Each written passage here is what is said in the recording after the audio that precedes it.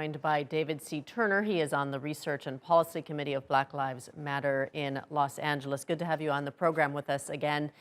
Now that the funeral for George Floyd has been held, are you concerned at all that the protests will die away and this issue of police brutality and systemic racism will get pushed aside yet again?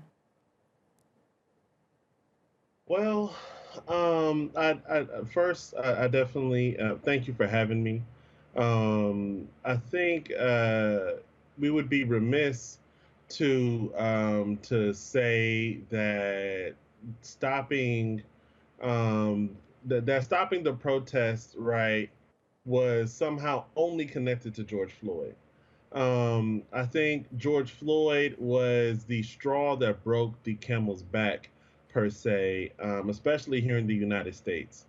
If you had been following the news, you would have known that black people were disproportionately dying from the coronavirus. You would have known about the Ahmaud Arbery case, where a young 25-year-old man was going out for a jog and was shot down by two white vigilantes. You would have known about the Breonna Taylor case, a black woman who was at home in her sleep and was shot 8 times in Kentucky. Again, I think with all of these different cases, right, the George Floyd one was the one that essentially tipped over the edge, right? So I don't think that these demonstrations are going to go away anytime soon. I don't think that these demonstrations are going to slow down. If anything, I think we're going to gain more momentum, especially as we continue to gain political wins. There certainly does seem to be a lot of momentum in these last 2 weeks. We have a lot of more people speaking out against racism. NASCAR, for example, has come out in support of Black Lives Matter. But do you think anything has been actually accomplished in the last 2 weeks? I think we have to, yes, I think the acknowledgement of different corporations and different companies around racism is one thing. I think we absolutely have to think or have to look to the different systemic victories that have happened across the country, right? I think specifically in Minneapolis, right, not only did their school district and their local university cut their police contract, but there's going to be a supermajority vote, right, to ultimately disband the Minneapolis Police Department, right? Here in Los Angeles, the mayor of Los Angeles has announced over 100 to 150 million dollars worth of cuts to the law enforcement budget.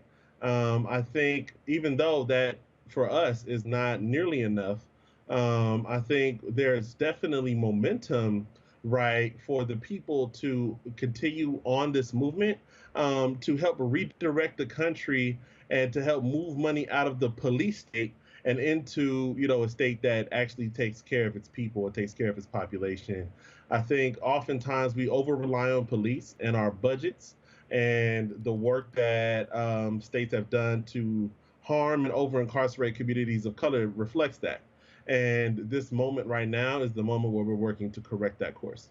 Right. So do you think that that is part of the solution then? Because we have had a lot of calls from protesters to defund or disband the police departments. And at what level does change need to take place, do you think, to end this institutionalized racism? Well, I mean, there are a number of changes that need to be made. I think whether we're talking about what happens in schools, here in Los Angeles, one of our partners with the Labor Community Strategy Center, they won a campaign not too long ago to end the use of militarized equipment for school police. I think one thing we could say is, yeah, there probably shouldn't be rocket launchers on campus.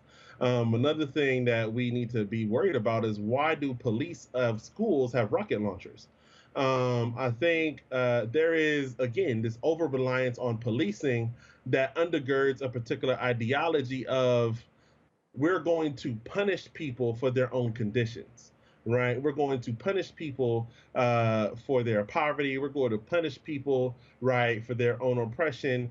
And that's what we're working to change. So as we continue to organize, as we continue to do our work, that underlying ideology of punishment as the solution for all social problems is what we're working to fix. And the police represent the, I think, foremost institution that enforces that. All right, you make some excellent points in there. David Turner, thank you so much for joining us today.